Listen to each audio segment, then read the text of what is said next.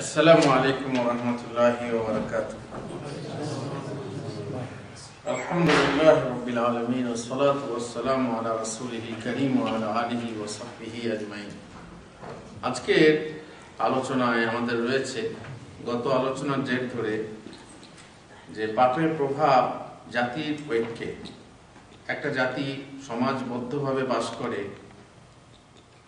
মুসলিম সমাজে, কোনো একটা গ্রামে, কোনো একটা শহরে, কোনো এক মহল্লায়, কোনো এক মসজিদ নিয়ে একটা জামাত গঠিত হয়। সেখানে মানুষ সমাজবদ্ধভাবে বাস করে, জাতি সমাজবদ্ধভাবে বাস করে। তো সেক্ষেত্রে যদি পাপ করে কোনো মানুষের, সবারই দরকার নেই, কোনো মানুষের পাপের ফলে দেখবেন যে তাদের ওই জাতির মধ্যে ফাটল সৃষ্টি হয়েছে, তাদের ঐক্যে ফাটল সৃষ্টি হয়েছে। যদি একাধিক জাতি বাস করে, একাধিক জাতিও সম্প্রীতির সাথে বাস করতে পারে, যেমন হিন্দু, মুসলিম, খ্রিস্টান একসঙ্গে এক দেশে বাস করতে পারে, কিন্তু দেখবেন তাদেরই মধ্যে কারো পাপের ফলে এই জাতির মধ্যে, জাতির ঐক্যে ফাটল সৃষ্টি হয়েছে। ফলে এত বড় বিপত্তি হয়, সামান্য জিনিস থেকে শুরু করে নিয়ে বিশাল কিছু হয়ে যায়। এগুলোর উদাহরণ দেওয়ার কোনো প্রয়োজন নেই। বিশেষ করে উপমহাদেশে যারা বাস করে তারা জানে যে কিছু মানুষের পাপের ফলে জাতির মধ্যে কিভাবে ফাটল সৃষ্টি হয়। অবাধ্য আচরণ, পাপাচরণের ফলে জাতির মাঝে বিচ্ছিন্নতা আসে, এই কথা আমরা আগে থেকেই বলে আসছি। ছোট ছোট কারণ থেকে সৃষ্টি হয় ভালোবাসা, সৌহার্দ্য, ভালো লাগা থেকেই শুরু হয় ভালোবাসা, তারপর বন্ধুত্ব এবং অবৈধ প্রেম, প্রণয়। অনুরূপ ছোট ছোট কারণ থেকে সৃষ্টি হয় ঘৃণা, ছোট কারণে ঘৃণা সৃষ্টি হয়, বিদ্বেষ সৃষ্টি হয়, খারাপ লাগা থেকে সৃষ্টি হয় বিতৃষ্ণা ও অশ্রদ্ধা। আর শাহ আলমের সঙ্গে পরিচয় আছে, হঠাৎ করে সেদিনে পার হয়ে গেলাম, আমাকে সালাম দিল না। আমি ভাবলাম যে আমি হয়তো হুজুর মানুষ, বা আমি ওর থেকে বড়, অহংকার না, ভাবলাম আমি সালাম ওই দেবে। কিন্তু জানি না শাহ আলম কি ভাবলো, নিজেকে বড় ভাবলো না কি ভাবলো, আমাকে সালাম না দিয়ে পার হয়ে গেল। ইসলামের রীতি হলো যে ভাই ভাই দেখা হলে, পরিচিত মানুষ, অপরিচিত এমন না, পরিচিত হলে তাও সালাম দিতে হবে, অপরিচিত হলেও সালাম দিতে হবে। পরিচিত মানুষ মুখ মুচকি হেসে তার সঙ্গে সাক্ষাৎ করে সালাম দিতে হবে, তাই না? কিন্তু না মুচকি হাসা, না কথা, আর না সালাম। এই যে সামান্য একটা পাপ তো বলা যাবে না, এটা পাপও নয়, মানে একটা সামান্য সরে গেলেন আপনি এমন একটা কাজ থেকে, যে কাজটা আপনার করা উচিত ছিল। সালাম দেওয়া সুন্নত না ওয়াজিব? সালাম দেওয়া সুন্নত, আর জবাব দেওয়া ওয়াজিব। দেখেন, যদি কেউ সালাম দিল, জবাব দিল না, তার ফলেও যেমন ফাটল সৃষ্টি হয়, তেমনি সালাম না দিলেও। আমার মন বলছে কি ব্যাপার, কি এমন করলাম যে শাহ আলম সালাম দেওয়াটা বন্ধ করে? সালাম দিল না, নিশ্চয়ই অহংকারী হয়ে গেছে, আমার থেকে বেশি বড় হয়ে গেছে। হ্যাঁ, নিজের মনে নিজেকে কি মনে করে? অহংকার। এভাবে হয় না, হয় না? বাড়িতে দেখবেন মহিলাদের মধ্যে এ বোন ও বোনকে, এ মহিলা ও মহিলাকে, ও করে, ও আগে করবে তবে আমি করব, এভাবে ও আগে করবে তবে আমি করব, তাই না? ফলে কি হয়ে যায়? আস্তে আস্তে আস্তে আস্তে দূরে সরে যায়। আত্মীয়, আপন বোনকে সালাম দেয় না, বোনের সাথে কথাবার্তা কেন নেই? কেন? ও আগে করুক, ও করে না কেন? যদি একে জিজ্ঞেস করা হয় তো বলে ও কেন করে না, একই প্রশ্ন। তাহলে উত্তরটা কোথা থেকে পাবে? উত্তরটা আছে হাদিসে, এই জন্যে উত্তর বলে দেওয়া হয়েছে যে যদি যেন এই জিনিসটা না হয়, তার জন্য নিয়ম হচ্ছে সালাম কে কাকে দেবে বলা হয়েছে না, হয়নি? বলা হয়েছে। কিভাবে বলা হয়েছে? যদি দুজনের মধ্যে একজন ছোট একজন বড়, দুজনে তো সমান হতে পারে না সব বিষয়ে, একজন তো কোনো না কোনো দিকে ছোট হতে পারে, হয় বয়সে, না হয় ইলমে জ্ঞানে, না হয় অন্য কিছুতে, কেউ না কেউ ছোট হবেই। তো কে সালাম দেবে আগে? ছোট বড়কে সালাম দেবে। কিন্তু বড় যদি ছোটকে সালাম দেয় সমস্যা আছে? কিন্তু যদি না দেয়, বড় ছোটকে সালাম না দেয়, দেওয়া উচিত কার? ছোট। কেউ ছোটর উচিত বড়কে সালাম দেওয়া। যদি একদিকে একজন থাকে, একদিকে দুজন থাকে, তাহলে কে সালাম দেবে? যে একা আছে সে বেশি লোককে সালাম দেবে। যদি কেউ আসছে আর কেউ বসে আছে, কে সালাম দেবে? যে আসছে সে সালাম দেবে। যদি এর বিপরীত কিছু হয়, মনে করেন একজন হেঁটে আসছে, একজন সাইকেল নিয়ে যাচ্ছে, কে কাকে সালাম দেবে?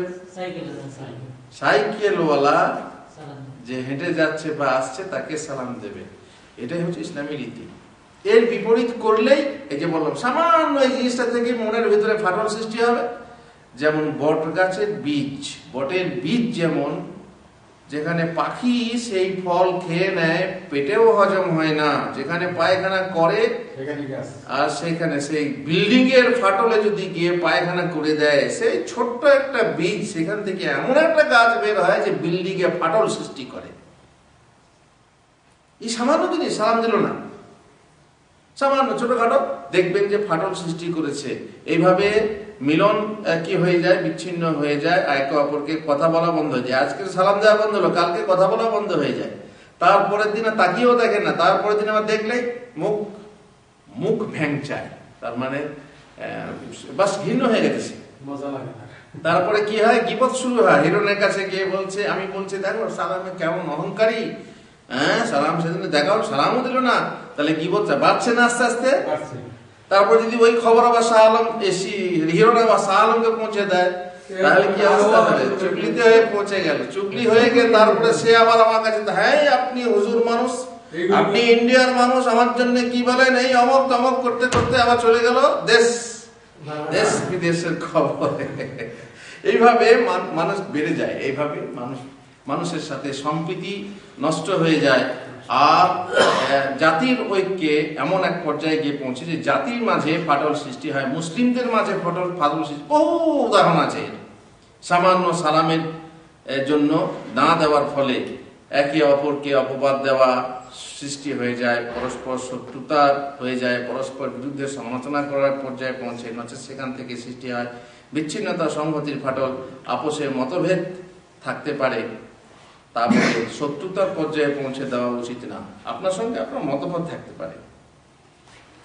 মতভেদ কেমন? যেমন আপনি আপনার পাশে দাঁড়ালাম, আমি পায়ে পা লাগিয়ে নামাজ পড়বো, আপনি পড়বেন না, আপনার মত আলাদা। একবার পাটা লাগালাম, সরিয়ে নিলেন, আপনি লাগাবেন না, আপনি বলছেন বেয়াদবি এটা, হ্যাঁ লাগালেন না, ঠিক আছে সরিয়ে নিলেন। এবার আমি আর লাগাবো? আর উচিত না। যদি আমি আবার লাগাতে চাই আমি গোড়া। আর যদি বাই চান্স আমি লাগিয়ে দিই আবার দ্বিতীয়বার, আর আপনি আবার সরিয়ে নেন, তো আপনিও গোড়া, তাই না? দুজনই গোড়া।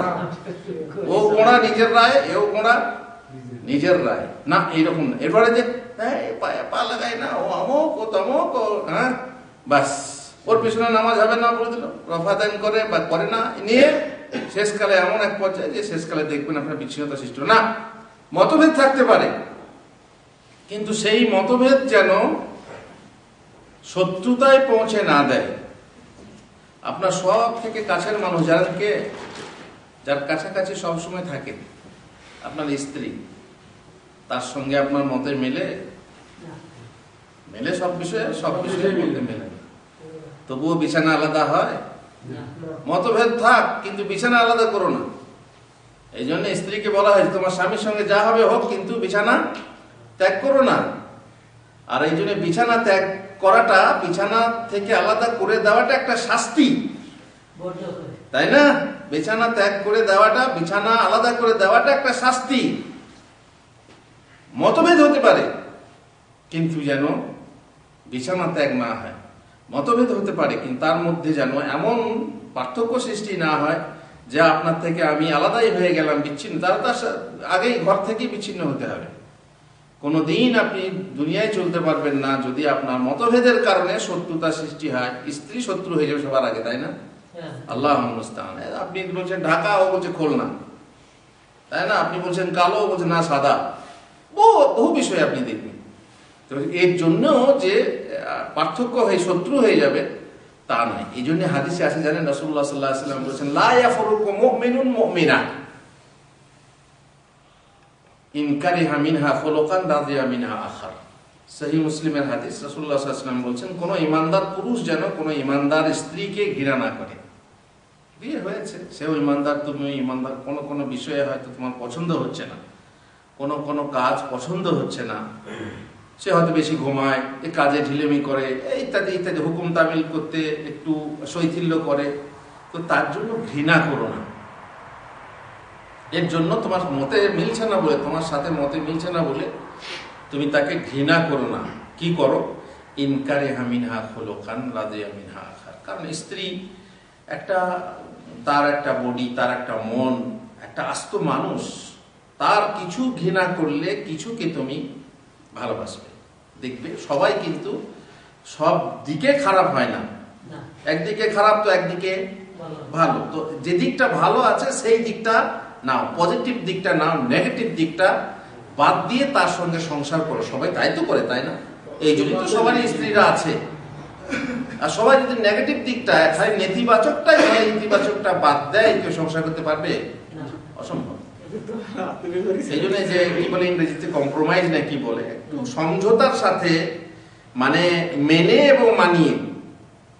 এবং মানিয়ে চলার মতো।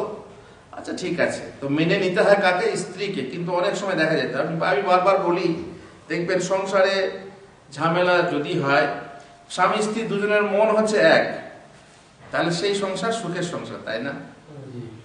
আর যদি দুজনেই বলে পূজারী, মানে দুজনেই প্রেমের পূজারী, ও বলে পূজা করুক আর ও বলে পূজা করুক, তাহলেই গেল। পূজা কেন বললাম? যেহেতু এটা ঠিক না, ইবাদত বলা তো ঠিক না। পূজা মানে কি? যে ও আমার সবসময় খোসামুদি করুক, ও আমার আগে কথা বলুক, ও আমার মানে ভালো ভালো জিনিস এনে দেখ, ভালো ভালো খাবার এনে দেখ, এই পূজা চায়। আর স্বামীও চায় স্ত্রী আমাকে কথা বলুক, আমার কাছে আস, আমার খেদমত করুক, না চাইতে আমার কাপড় ধুয়ে দেখ, না চাইতে ইত্যাদি ইত্যাদি। আর বহু মহিলা এরকম আছে যে না চাইতে করে দেয়, আর অনেক মহিলা আছে চাইলে পরে করে দেয়, আর অনেক মহিলা আছে চাইলে পরেও করে না, ঠিক না? তো যদি আপনার মতে মিলে যায়, কিন্তু যদি বিপরীত হয়, ও দুজনেই পূজারী হয়, সংসারে সুখ হবে না, তাই না?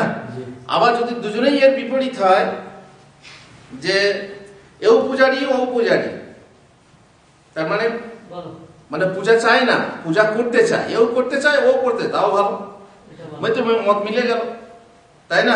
কিন্তু বিপরীত হলেই হয়ে যায় মুশকিল। বিপরীত যদি হয় তো খবরদার, এক মোমেন যেন অন্য মোমেনকে ঘৃণা না, মানে স্ত্রীকে ঘৃণা না করে। একটা চরিত্রে সে যদি তাকে অপছন্দ করে, তো অন্য চরিত্রে সে রাজি হয়ে যাবে, পছন্দ করবে। এটা হচ্ছে শরীয়তে।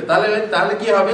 সম্পর্কটা, মানে ওই যে ঐক্য মানে কি? স্বামী স্ত্রী দাম্পত্য যাকে বলে, এই দাম্পত্যটা নষ্ট হবে না, থাকবে, তালাক হবে না, থেকে যাবে। আর এমনিতে হাদিসে বলা হয়েছে মহিলা হলো টেরা হাড়ের তৈরি, সোজা করতে যাও ভেঙে যাবে মানে কি হবে? তালাক হয়ে যাবে। অতএব ওই বাঁকা অবস্থাতেই তাতে উপকৃত হও, তাতে কাজ চালাতে হবে। আল্লাহ মুস্তাআন। যে কোনো অন্যায় আচরণ যদি ছোট থাকতে বন্ধ করা যায়, তাহলে বিচ্ছেদে পৌঁছে সম্পর্কে ছেদ পড়ে না, পরন্তু ছোটকে তুচ্ছ অবজ্ঞা করলেই তা বড় আকার ধারণ করতে দেরি হয় না। মসজিদের কোনো এক কোণে যদি আগুন লাগে, আর চট করে ওই যে কি বলো ওটাকে, আগুন নিবানোর গ্যাসটা দিয়ে চট করে নিভিয়ে দেওয়া হয়, ছোট থাকতেই, সমস্যা নাই।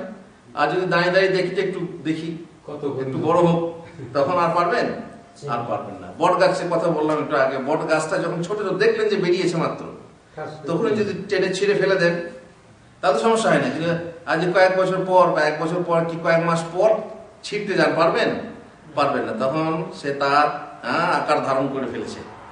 তো এই ছোট থেকেই যদি এটাকে দমন করে দেওয়া হয়, এটাকে নিশ্চিহ্ন করা হয়, যে ফাটল যাতে না ধরে, ফাটল ধরেছে, চিড় ধরেছে, আর তখনই যদি ঝাল মেরে দেওয়া হয়, ওটাকে ঝাল বলে তো না কি বলে, ফাটল যে বন্ধ করা হয় ঝালাই দিয়ে, তালহিম যেটাকে বলছে, কি বলে, ওয়েল্ডিং যাকে বলে, ঝালাই তো বলে না, ঝালাই করে যদি সেটাকে ফাঁকটা বন্ধ করে দেওয়া হয়, তাহলে বড় হতে পারে না। নদীর বাঁধ ভেঙেছে, দেখবেন প্রথমে ইঁদুরের গর্তের থেকে পানি বেরোচ্ছে, দেখবেন সামান্য পানি, সমস্যা নেই। কিন্তু সামান্য পানি হতে হতে হতে হতে হতে হতে সেটা কি হয়ে যায়? আস্তে আস্তে বড় হয়ে নদীর বাঁধটাই গোটাই ভেঙে যায়। কয়েকশো গ্রাম ভাসিয়ে নিয়ে যায়। কিন্তু ছোট থাকতে যদি কেউ সেটাকে বন্ধ করে দেয় তাহলে বাঁধটা আর ভাঙে না। তো মোট কথা হচ্ছে,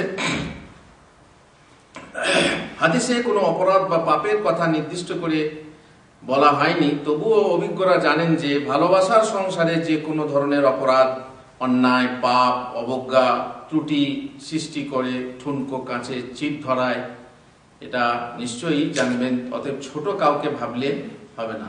ঠুনকো কাঁচ সামান্য আঘাত দিলে ভেঙে যাবে, তাই না? তো এটাকে সামান্য আঘাত লেগেছে, সামান্য আঘাত মানে কাঁচ ভেঙে যেত। সামান্য আঘাত যদি কাঁচে লাগে, হ্যাঁ লোহাতে লাগলে সমস্যা নেই, কিন্তু কাঁচে লাগলে খবর আছে। অনেকে ধারণা করে যে গৌণ বিষয়ে কোনো আমল, কোনো সুন্নত বা বাহ্যিক আচার আচরণ বা আনুষ্ঠানিকতা কোনো ফাটল সৃষ্টি করতে পারে না, কিন্তু তাদের ধারণা সঠিক না। এই যে সামান্য মতভেদ আমরা দেখছি, পায়ে পা লাগানো, জোরে আমিন বলা, রাফায়দান করা, এগুলো আমাদের হয়ে থাকে। তো এগুলো যে সামান্য তা নয়, কারণ এগুলো থেকেই সৃষ্টি হয় কি বড় আকার দাঙ্গা দাঙ্গি, মসজিদ ভাঙ্গা ভাঙ্গি, মসজিদ আলাদা করা, অমুক তমুক সবকিছু হয়। ঠিক আছে, আজকে আছি, কালকে হঠাৎ করে মসজিদ হলো, মসজিদের ইমাম হচ্ছে অমুক মজাবের, দেখা গেল যে ওদের মজাবের দলের লোক বেশি হয়েছে, ওরা দখল করে নিল, তখন ওরা আবার আলাদা গিয়ে মসজিদ বানালো। তাহলে হলো কি, ওই আমিন বলা থেকে, যেটা সুন্নত, তাই না? যেটা না বলে নামাজ হবে না? হবে না? এই জোরে আমিন বলবে, জোরে আমিন বলবে, আলাদা মসজিদ বানাবে না, হয়ে গেল। এইভাবে হক না হক কেউ না মেনে এই ছোট থেকে শুরু হয়ে যায়। তো এগুলোকে ছোট ভাবা ঠিক না, বরং এগুলোকে এই ফাটল বন্ধ করা উচিত। কিন্তু তার মাধ্যমে অনেক সৃষ্টি হতে পারে, বাহ্যিক অনেকের ফলে আভ্যন্তরিক কয়েককে ফাটল তৈরি হতে পারে।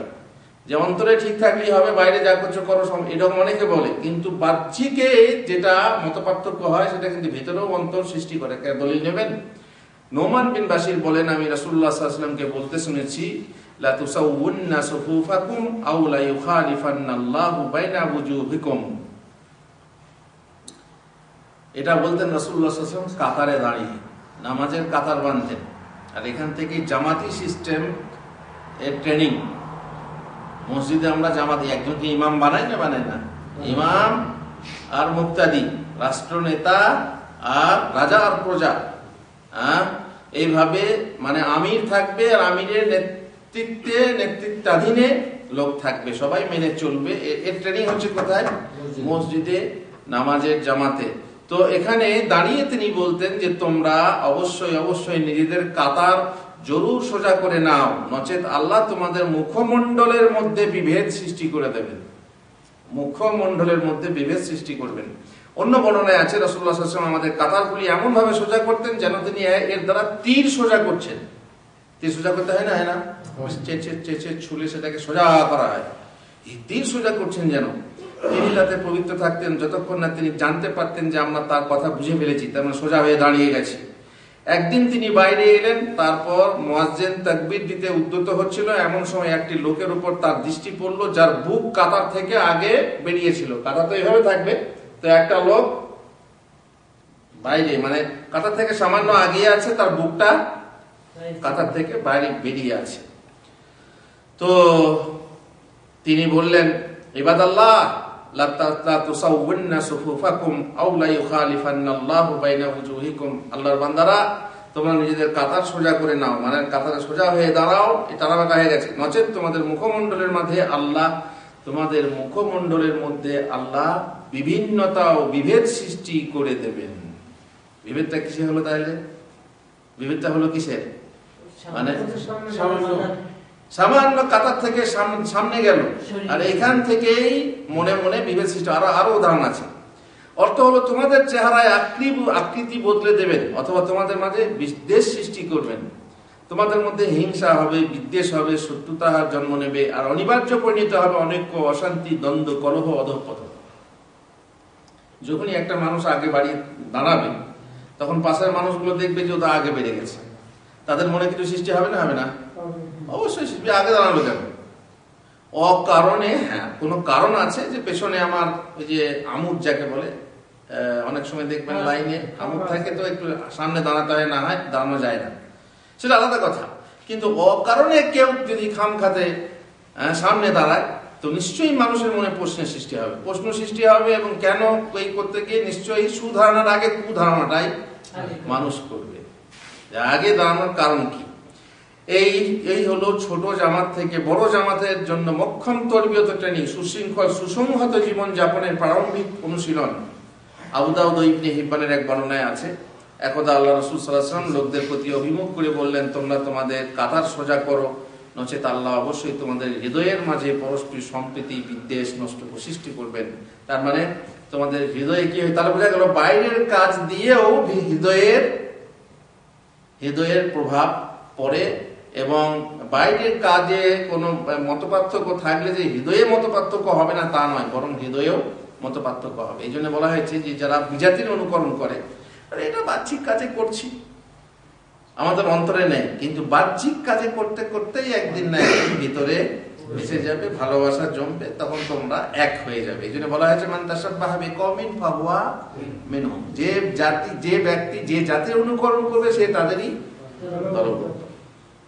বাহ্যিক কাজে যে বাইরে করছি সমস্যা কি, কিন্তু আস্তে আস্তে অন্তরে পৌঁছে যাবে, অন্তরে গেঁথে যাবে, এটাই হচ্ছে স্বাভাবিক। বর্ণনাকারী বলেন, যখন এই হাদিস বললেন আর কি, যে তোমরা কাতার সোজা করে নাও, বর্ণনাকারী বলছেন আমি দেখেছি প্রত্যেক লোক তার পার্শ্ববর্তী ভাইয়ের বাহুমূলের সাথে বাহুমূল, হাঁটুতে হাঁটু ও গাঁটে গাঁট বা টাকনুতে টাকনু লাগিয়ে দিত। কাতারে দাঁড়াবার সময়ে ইলজাক বলা হয়েছে, লাগিয়ে দেওয়া, একবারে পায়ের সাথে পা মিলিয়ে দেওয়া। তো সাহাবী বলছেন যে আমরা মিলিয়ে দিতাম। তো মিলিয়ে দেওয়া মানে কি? ওখানে আমাদের দেশের মুশকিল, হুজুররা বলে কাঁধে কাঁধ মিলিয়ে দিতে হবে, কাঁধে কাঁধ মেলাতে বলে। তো একজন বলছে কাঁধে কাঁধ মিলিয়ে দেখাও দেখি কাঁধটা এইটা, কিন্তু হাদিসে যে শব্দ আছে আরবিতে, তার মানে এই কাঁধ নয়, তার মানে হচ্ছে এই বাহুমূল, বাহুমূলের সাথে বাহুমূল লাগিয়ে দাও। আর কি বলা হয়েছে? হাঁটুতে হাঁটু লাগিয়ে, দেখেন তো হাঁটুতে হাঁটু লাগানো, তার মানে পায়ের সাথে পাটা মেলাও, হাঁটুর সাথে হাঁটু বসে অবস্থায় লাগাও, যখন বসবে তখন হাঁটুর সাথে হাঁটু লাগাও, এমন নয় যে ছাড়াছাড়ি করে থাকো। কারণ কাতারে ছাড়াছাড়ি করে দাঁড়ালে তখন মানুষের মনে কি সৃষ্টি হবে? বলা হয়েছে শয়তান প্রবেশ করবে, ফাঁকে কি সৃষ্টি করবে? ঢুকবে শয়তান ঢুকবে। তার মানে কি? তখন মনে হবে আমাকে ঘৃণা করছে বলতে আমার থেকে সরে যাচ্ছে, মনে হবে না? হবে না? কেন দাঁড়াচ্ছে না? একটু সরে দাঁড়াচ্ছে, আমার থেকে ও সরে দাঁড়াচ্ছে মানেই দাল মে কুচ কালা হয়, এই ধরনের মনে সংশয় সৃষ্টি করবে শয়তান। আর শয়তান এইভাবেই মাঝখানে ঢুকে যাবে, ছাগল ছানার মতো শয়তান ওই ফাঁকের ভিতরে ঢুকে যাবে। এই জন্য বলা হয়েছে পায়ে পা লাগিয়ে নাও। বলছে হাঁটুতে হাঁটুতে দেখাও দেখি, এটা অসম্ভব, এটা হচ্ছে অতিশয়োক্তি। অসম্ভব কিছু নয়, এটা সম্ভব, যতদূর সম্ভব আমরা লাগাবো। হাঁটুতে হাঁটু লাগানো সামনাসামনি ছাড়া হবে? হবে না। তো দাঁড়িয়ে দাঁড়িয়ে হবে না, তো ঠিক আছে বসে বসে তো হবে, বসে বসে হাঁটুতে হাঁটু লাগিয়ে দাও, দাঁড়িয়ে দাঁড়িয়ে পায়ে পা লাগিয়ে দাও। পায়ে পা লাগিয়ে যদি গাঁটের সঙ্গে গাঁট লাগবে, লাগবে না, কঠিন আছে, তা ঠিক আছে, পাটা তো লাগছে, যতটা সম্ভব ততটা মানো। তার মানে কাতারে ফাঁক রেখো না। হাদিসের উদ্দেশ্য কি? কাতারে ফাঁক রেখো না, বাহুতে বাহু মিলিয়ে দাও, আর বুখারীর হাদিস, আর পায়ে পা লাগিয়ে দাও। এটা হচ্ছে কি? বাহ্যিক মিলন। আর বাহ্যিক মিলনের সম্পর্ক হচ্ছে আন্তরিক মিলন। যদি অন্তরে অন্তরে মিল থাকে তো দেখবেন ভাইয়ের সাথে ভাইয়ের পা মিলাতে কোনো অসুবিধা হয় না। আর যদি অন্তরে মিল না থাকে তাহলে সরে দাঁড়াবে, বলবে বেয়াদব আমার সঙ্গে পা লাগাচ্ছে, আমার পায়ে পা লাগাচ্ছে, বেয়াদব। কারণ তার অন্তরে মিলটা নেই। অন্তরে মিলটা থাকলে আপনি টেনে নেবেন তাকে। অনেক ক্ষেত্রে বলে হুজুর তাহলে বাপের সঙ্গে দাঁড়ালে, বাপের সঙ্গে লাগালো, পায়ে পা লাগিয়ে দাঁড়ান, সমস্যা কি আছে? ওস্তাদের সঙ্গে দাঁড়ালে তখনও পায়ে পা লাগিয়ে দাঁড়ান। তখন বাপের উচিত ছেলের পায়ে পা লাগানো, ওস্তাদের উচিত ছাত্রের পায়ে পা লাগানো। ছাত্রের নয়, বরং ওস্তাদের উচিত, যাতে করে ব্যাপারটা আদৌ তো ঠিক থাকে। এখানে ছাত্র লাগাচ্ছে না, কে লাগাচ্ছে? ওস্তাদ নিজে লাগাচ্ছে। এমন অনেক সময় আছে, আপনি দেখেন, আপনি নামাজের সময়ে যেভাবে ওস্তাদের সাথে দাঁড়ান, অন্য কোনো জায়গায় দাঁড়াতে পারবেন? অন্য কোনো জায়গায় ওইভাবে দাঁড়ালে বলে বিয়াদব, ছেলেটা কিভাবে দাঁড়িয়েছে দেখি, কিন্তু নামাজে চলবে না। আপনি এক মহিলার সঙ্গে এমন এক জায়গায় বসেন যেখানে যদি ফাঁকা জায়গায় বসেন তো লোকে আপনাকে ঢিল মারবে, দেখ আলমের কি মেয়ে দাড়ি রেখে একটা মেয়ের সাথে কিভাবে বসে আছে, মেয়েটা অমুসলিম মেয়ে, তারপরে যুবতী মেয়ে তার পাশে বসে আছে। হ্যাঁ, কোনো সময়ে কোনো মহিলার পাশে বসতে হয় না, হয় না? বসতে হয় না, হয় না? ট্রেনের সিটে, বাসের সিটে, তখন কি লোক খারাপ বলে? তখন লোককে খারাপ বলবে না, কিন্তু ফাঁকাতে বসে খারাপ বলবে। তো ভাই, নামাজে দাঁড়িয়েছেন আপনি, আল্লাহর সামনে দাঁড়িয়েছেন, এটা আলাদা জায়গা। এখানে যদি আপনি কারো পায়ে পা লাগান, তো এখানে আদব বেয়াদবের কথা কি আসছে? আদব বেয়াদবের ব্যাপারটা আর অন্য জায়গায়, সেই জায়গাটা অন্য জায়গায়। তো সেটা না করে আদব বেয়াদব করতে, মোট কথা হচ্ছে বাইরে যদি আপনি তফাৎ করে নেন, তাহলে আপনি কি করবেন সেটা দেখবেন অন্তরের ভিতরেও তফাৎ সৃষ্টি হয়েছে। তার কারণ একে অপরকে ঘৃণা যেন চলে আসছে, লাগাচ্ছে না। আমাকে এক ভাই বললেন যে হুজুর, এক মসজিদে এক কাণ্ড ঘটেছে, ওই রকম মানে হানাফি আর ওই যে আহলে হাদিস বলে না, রাফাদান মানে রাফাদান করে রাফাদান নাম হয়ে গেছে, মানে একটা নাম দিলেই হলো, বদনাম করার জন্য নাম দেয়। তো দাঁড়িয়েছে, তো যে আহলে হাদিস এরা যারা এমনিতেই বলে ওরা পা ফাঁক করে দাঁড়ায়, আর দেখবেন ফেসবুকে খুব মানে এদেরকে নিয়ে ঠাট্টা ব্যঙ্গ করছে, পা ফাঁক করে দাঁড়িয়ে আছে।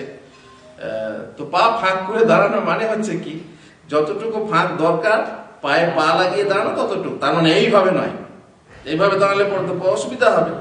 যতটুকু ফাঁক নেওয়া দরকার ততটুকু ফাঁক নিয়ে দাঁড়াতে হবে, যাতে বাহুতে বাহু মূল লেগে থাকে এবং পায়ে পাও লাগা থাকে, ঠিক কি না? তো ওরকম ফাঁক যেটা দেখাচ্ছে, ওরা ব্যঙ্গ করছে, ওরা হচ্ছে ব্যঙ্গ করছে, এই ব্যঙ্গ আল্লাহ পছন্দ করেন না। হ্যাঁ, তো যাই হোক, যখন আপনি বলছে আমাকে যে কাণ্ড হয়ে গেছে, এটা কি বলছে, পাশাপাশি একজন হানাফি আর একজন এই যে আহলে হাদিসের ছেলে দাঁড়িয়েছে।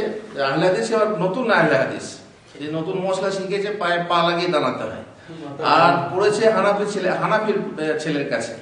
তো সে করেছে কি, হানাফির পাটাকে টেনে নিয়ে নিজের পায়ে লাগিয়ে দিয়েছে। না, প্রথমে লাগিয়েছে, ও সরিয়ে নিয়েছে, তারপর আবার লাগিয়েছে, ও সরিয়ে নিয়েছে। এবার হানাফির পাটা কি হয়ে গেছে, এরকম কাছাকাছি হয়ে গেছে, সামান্য ফাঁক নেই। আর আহলে হাদিসের পাটা কি হয়ে গেছে, হবে। তো ফাঁকটা কে করলো, হানাফি করলো না আহলে হাদিস করলো? তো যাই হোক, যখন একান্ত 3 বার যখন সরিয়ে নিয়েছে, কাছাকাছি হয়ে গেছে, তখন করেছে কি, ওর পাটা কাছাকাছি হয়ে গেছে, তখন ওর টেনে নিয়ে ও পায়ের কাছে নিয়ে এসে লাগিয়েছে। তাহলে নামাজ পড়ছে না খেলা করছে এরা? নামাজ পড়ছে না লড়াই করছে? নামাজ পড়ছে না মারামারি করছে? এই গোড়াটাকে দুজনেই গোড়া। কারণ এ যখন একবার সরিয়ে নিল, দ্বিতীয়বার লাগানো কি দরকার? আর তোমার যখন দ্বিতীয়বার লাগালো, তোমার এবার সরিয়ে নেওয়া কি দরকার আছে? ঠিক আছে, ওদের মজাবে আছে, ওরা লাগাক, সমস্যা কি আছে? কাছাকাছি লোকের একই ক্লাসের ছাত্র, এমনি জানেন আপনারা যে একই মাদ্রাসায় দেখা যায় যে আহলে হাদিসের মাদ্রাসায় হানাফি ছাত্র করছে, হানাফির মাদ্রাসায় আহলে হাদিসের ছাত্র করছে, হয় না? হয় না? কিন্তু আপোষে ওদের এরকম হয়, ওই রকম টানাটানি, দড়ি টানাটানি, হ্যাঁ, আর কত তর্ক, কত বাহাত, আল্লাহ মুস্তাআন। তো মোট কথা, যদি একটু বোঝে যে সাহাবাদের জামানায় যখন ছিল তখন না মানবে না। আর কেউ কেউ বলছে কি, এটা সাহাবীরা কেউ কেউ করেছেন, রাসূলুল্লাহ সাল্লাল্লাহু আলাইহি ওয়াসাল্লাম জানতেন না। রাসূলুল্লাহ সাল্লাল্লাহু আলাইহি ওয়াসাল্লাম জানতেন না, অতএব এটা সুন্নাত হতে পারে না। দুঃখের বিষয় যে সৌদি আরবে একজন আলেমের কথাটা বলছে যে সাহাবারা করেছেন কিন্তু রাসূলুল্লাহ সাল্লাল্লাহু আলাইহি ওয়াসাল্লাম জানতেন না, অতএব এটা সুন্নাত হতে পারে না। তো আমাদের ওলামারা বলছেন রাসূলুল্লাহ সাল্লাল্লাহু আলাইহি ওয়াসাল্লাম জানতেন না, এই কথাটা আপনি কি করে বলতে পারেন? যে রাসূলুল্লাহ সাল্লাল্লাহু আলাইহি ওয়াসাল্লাম বলছেন, ওয়াল্লাহি, আমি আল্লাহর কসম করে বলছি, আমি সামনে যেমন দেখি পিছনেও তেমনি দেখি, বিশেষ করে নামাজে। তাহলে কি করে মানা যায় যে আল্লাহ রাসূল সাল্লাল্লাহু আলাইহি ওয়াসাল্লাম এই পায়ে পা লাগানোটা দেখেননি?